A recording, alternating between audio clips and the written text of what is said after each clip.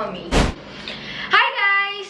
Today I will be reviewing The Mummy, the latest remake of the 1999 The Mummy, which is also a remake from a 1932 film. 1999's The Mummy is one of my favorite movies of all time for the reason that it is one of the 4 DVDs movies we owned when I was a kid. So we have The Mummy, we have Matilda, we have Jurassic Park, and we have Shaolin Soccer. I'm not exactly sure if it's just 4, but those are the movies I remember when I was a kid.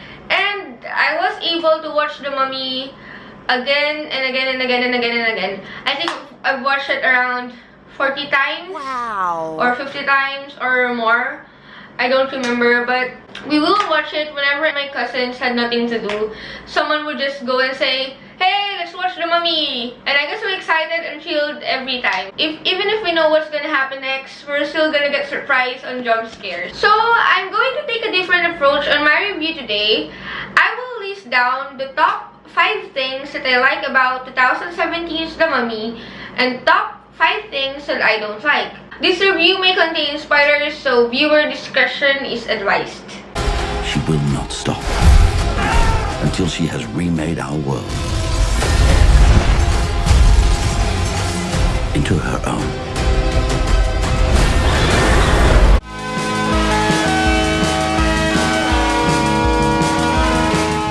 Top 5 things I like about The Mummy. Number 5. Jump scares. I'm weak when it comes to jump scares. I get scared and surprised easily. That's why I don't watch horror movies at all. But if you guys are into horror movies, it's not gonna be scary for you. But for me, the jump scares, the tension building that was brought by the villain was great. Number 4.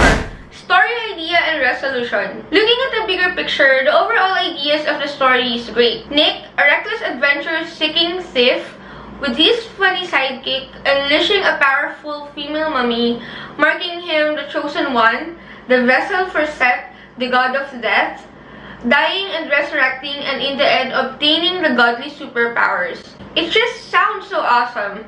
I love the story, I love the idea of it, though unfortunately not executed well. Not executed well. Not exec... No, unfortunately, not executed well. They did not execute it. They did not execute the movie well. Though I like the idea and the story. Sorry if I mispronounced the word execution.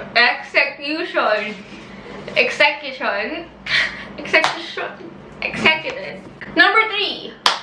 The concept of the Dark Universe. I got excited when I saw the Dark Universe logo. It's Universal Studios' answer to the MCU and DCEU. It's a shared universe of all the dark monsters being played by awesome actors from their initial plan.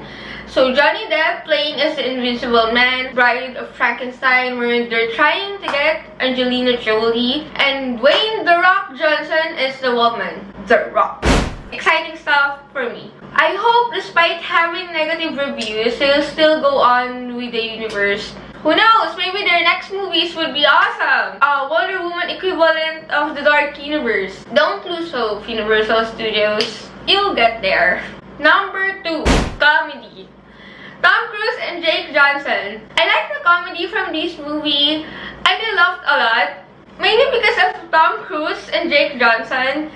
Their chemistry is great. I really believe and feel that they have been friends for a long time. Well, I don't know. There's something about Jake Johnson that's just so funny. I'm not sure if it's his poker face. I'm not sure if it's his poker face or maybe the fact that I knew him as Nick from New Girl. And now his friend is named Nick. Whenever he opens his mouth, I just laugh. Tom Cruise got great lines as well. Just okay lines, I guess. But Jake Johnson is funnier. Number 1. The villain Aminet. The villain Aminet was played by Sofia Boutella. Excuse me. She is consistent from the start, being a goddess of evil. She has maintained her mysterious, creepy, scary vibe that carried the whole movie for me. She is super beautiful, especially when she was chained down and looked so rope drunk with Mercury. Her Sharingan eyes splitting into two was also cool. Nice effect, guys. Basically, she is the major reason why I like this movie. Yep, just her. Okay, now, top 5 things I don't like about the mummy. Number 5, funny mummies in a bad way. Sometimes these mummies are just so funny and ridiculous, you wouldn't take them seriously. They're so noob. Just looking at them, I was kind of laughing. I don't know why. They look so weak and useless. They're just like decorations. Number 4, no man-eating insects. The scarabs. Why aren't there scarabs, beetles in this movie? I know it's a different movie and all, but the scarabs are significant to ancient Egypt. Going into the movie, I'm excited. I was expecting to see these iconic insects to crawl out of the ground and eat some man flesh. I do love them from 1999's The Mummy, and I remember them fondly. So no appearance from the scarab is a definite thumbs down for me. Super thumbs down. Number 3, there is no sense of danger. The only 2 protagonists that get me invested was Snake by Tom Cruise and Chris by Jake Johnson. Chris died fairly early in the movie, but despite being dead, he was still appearing like a zombie ghost out of nowhere, retaining his witty personality. He's like dead, but not really. So there's that. And then Nick died through an action-packed airplane crash scene where he miraculously survives. It's not clear if he can resurrect again, but it was safe to assume that he was immortal. So what's the worst thing that could happen? Being stabbed by Amulet and obtain the power of the god of death? Wouldn't that actually suit our anti-hero? So, no sense of danger. I was just sitting here and I was like, okay, so what's gonna happen? Are we all going to wait for Nick to die? What? What? Number 2. The relationship between Tom Cruise and her love interest. Jenny was played by Annabelle Wallis. Now I got lost here. Tom Cruise left with her so he can steal the map, which is the work of her life. That's an asshole move. That is Nick's personality. He is an asshole, a thief, and would collect loots and sell it in the black market. So how come suddenly they have feelings for each other and what they have is true? It was to the point where he would sacrifice himself, obtain the power of the god of evil, god of death to save Jenny. I don't buy it. I just don't buy it. There was even an emotional scene where Jenny was saying, "There's some good in you. You gave me the last parachute." And Nick said, "I thought there was another one." Now that's his character. Also, they have zero chemistry.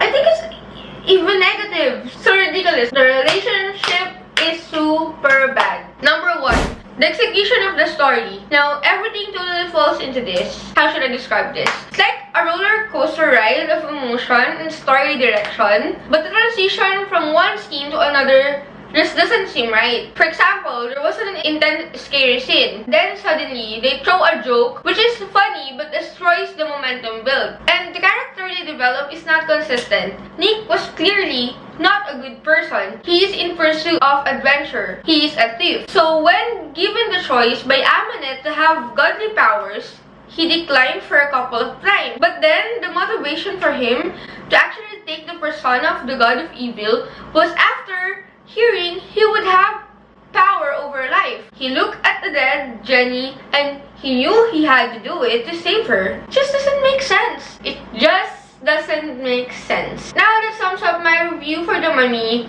Hope you guys enjoyed few of my favorite things about the movie. And my not so favorite ones. Let's head on to my rating. I would give this movie 82% of this heart.